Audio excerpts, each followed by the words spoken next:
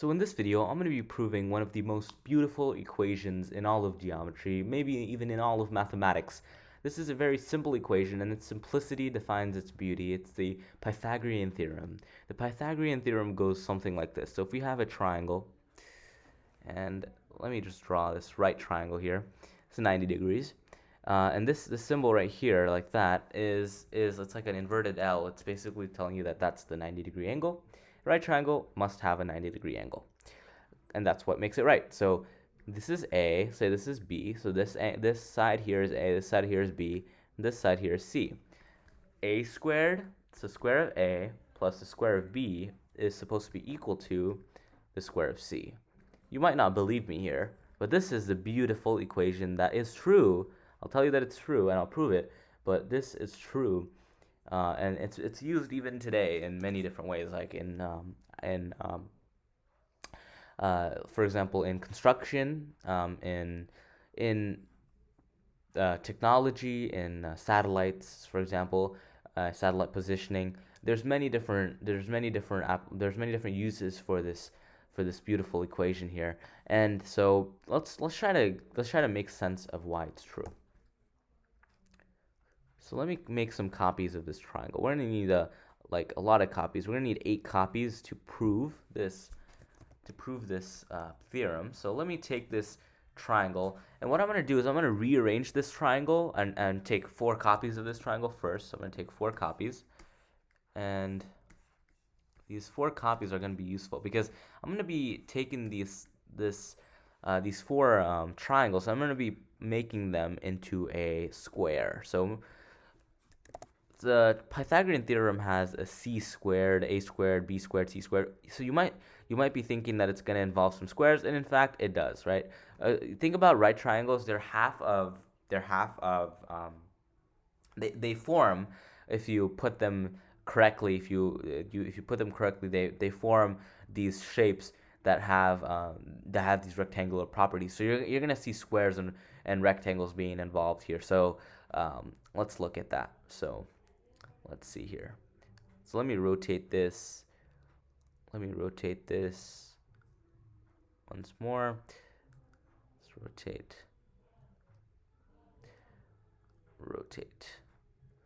Okay, I think this can go here. There you go. And then let's take this one and rotate. Okay, that's good. Put this one here. Move this one a little closer. Okay, and of course you'll see it now. There's a square forming. Left.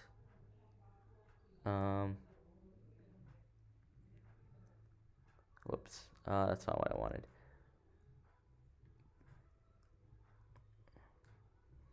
One more time. Okay, that's good. Okay, so I'm going to take this and I'm going to put it right there. Now you can see that beautiful square form.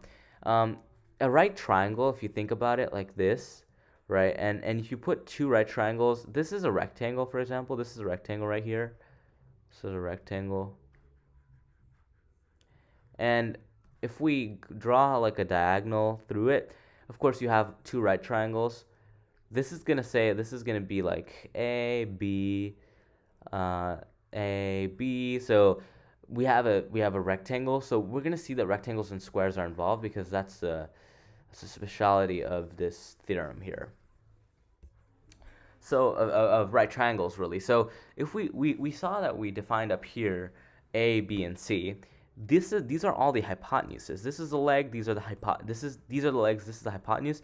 All of these are hypotenuses. They form a square. So all of these are gonna have lengths of C. If you think about it, all of these are lengths of C.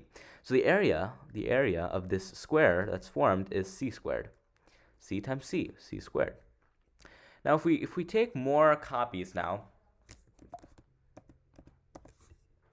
we need more copies. As I said, we're gonna have 8 total copies. We need more copies here, and this is our 8 copies. We're gonna be now rearranging it so that we can form two rectangles. And how did we form a rectangle before? Well, we put it like we rearranged this shape in a way that one triangle is on top of the other triangle inverted. So let's do that.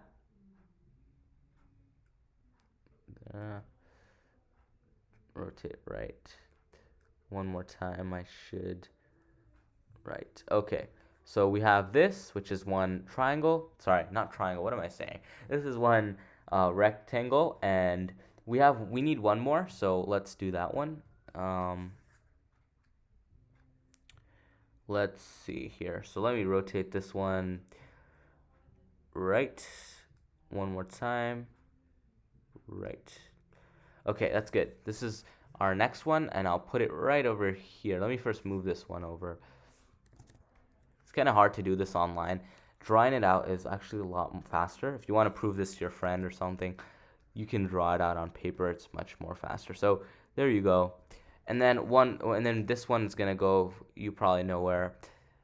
Rotate left. Rotate left. Okay. So this one's gonna go right here.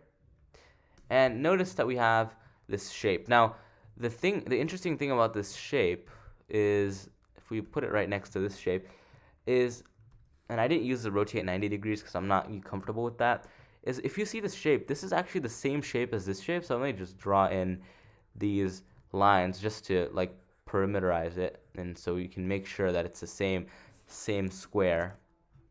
It's the same square. It's the same exact square. That's the interesting part. This is the same exact square as this. They're both the same thing, okay? They might look a little different because of being hand drawn, but it's the same exact square. And the interesting thing is this. Let me show it to you. Let me draw it out so you can see it now. These are four triangles, right? These are four right triangles, and these are the four that when you put them like this, you have a square that's formed. These are the same four right triangles. Now, keep in mind that it's important to realize that this shape, this square, and this square are the same exact square, except the triangles that form this square, or that are inside of this square, that essentially are part of this square, are now here arranged differently and here arranged differently. That's the only difference, but the squares are the same. So this square and this square is the exact same thing in terms of area. So only the triangles that are inside of the square, these squares are differently arranged.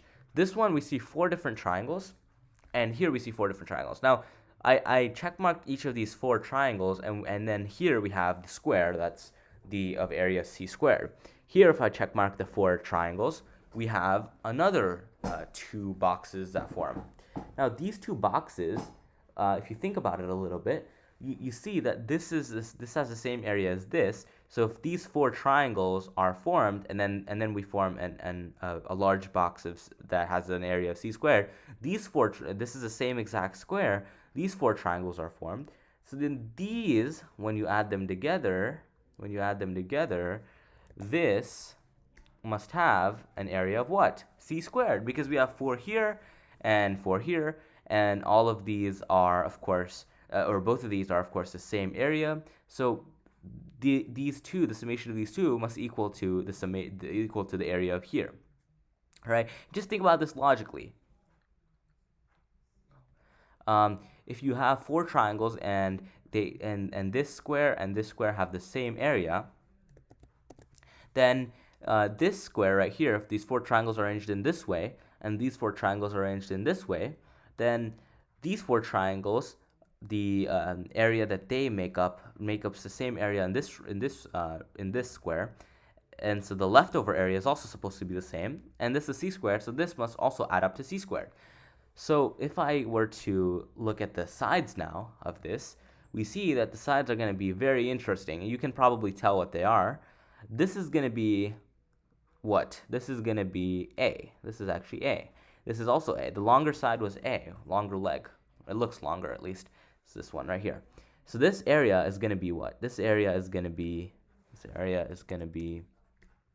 A squared. This one, this is a smaller one, is going to be B and B. So this one is going to be B squared. This is very interesting. Now we see the proof coming up together, coming all together here. So let me actually show this to you. I'll do this one in blue again. So B, B, b squared. So this is now coming all together. Just to recap, we took these 4 copies of this triangle here, this right triangle, and we arranged it in a way where you have a square of area c squared. We made an exact same square, except we rearranged. So it's not the exact same, but we rearranged. It has the same area. We rearranged the triangles in this way, and then what we did was we saw that the area of the remaining space is c squared here because it forms this square, and the area of the remaining space here, it's supposed to be c squared, but it has 2 separate squares, and this is a squared and b squared. So a squared and b squared, when we take them together, must equal c squared because it's the remaining area here and the remaining area here. They must be equal because this is the same area overall squares. So a squared, right, it's the remaining area here, a squared plus b squared is the remaining area here, must be equal to the remaining area there, which is c squared. C squared, since the overall squares have the same area. So we have our equation. We have our beautiful, beautiful equation coming into play. And that is why the Pythagorean theorem exists and why it's true. A squared plus b squared is equal to c squared. Now, this is huge. This is very huge because then we can look back at our original triangle here and see that a squared plus b squared is equal to c squared. And this can be used for any right triangle. It's marvelous.